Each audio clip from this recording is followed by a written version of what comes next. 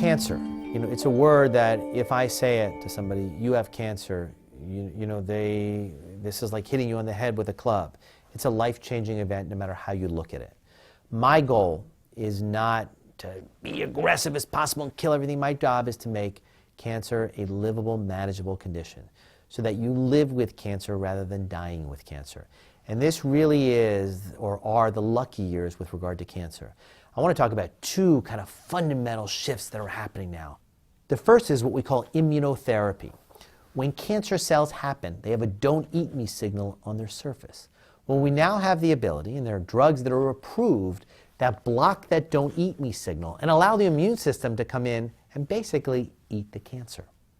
We've seen this work with a remarkable 90-plus-year-old individual named Jimmy Carter, our former president, and we've seen it work with many other patients. So cancers like skin cancer, melanoma, like kidney cancer, some kinds of lung cancer, and others have had some pretty dramatic results with this immunotherapy. And it's only getting better. We're learning how to harness the power of our own immune system to attack cancer literally more on a daily basis.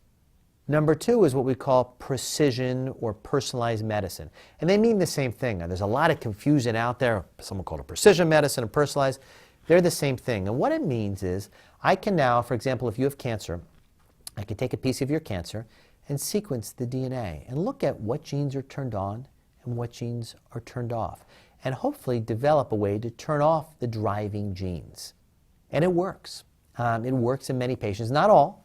In many of the patients, we don't yet know the drivers. We don't have drugs to turn off every gene, but I can sequence the DNA of the cancer and develop a personalized therapy to that patient. So there may be a drug that was FDA approved for breast cancer. That gene is driving lung cancer, and I can use it in that patient.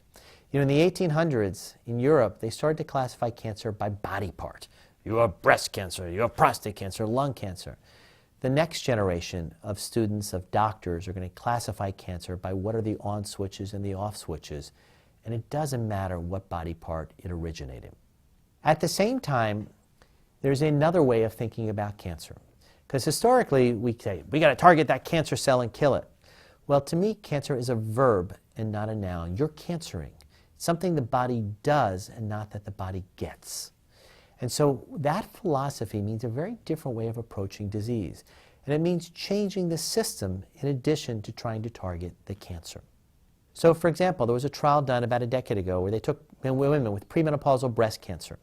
And normally we treat them, and then we wait for the cancer to recur and we treat again. In this group of women, after treatment, we divided it into two. Half got a drug that builds bone, that was meant for osteoporosis, and half got placebo. And the cancer recurrence was reduced by about 40%. Why? Because breast cancer metastasizes to bone. So if I change the soil, the seed doesn't grow. So one of the most remarkable advances in a cancer was from a drug that didn't even touch the cancer.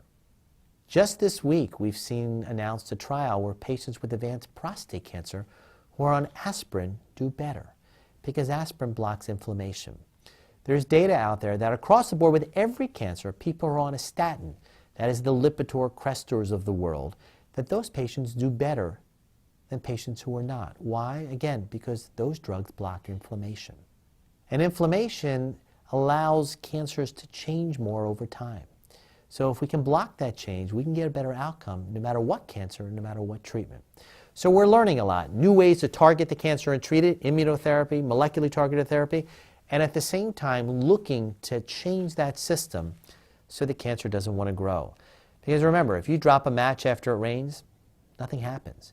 You drop a match in Los Angeles, it goes up in flames. I want you as an individual to be much more like after it rains than to be like that sunny Southern California.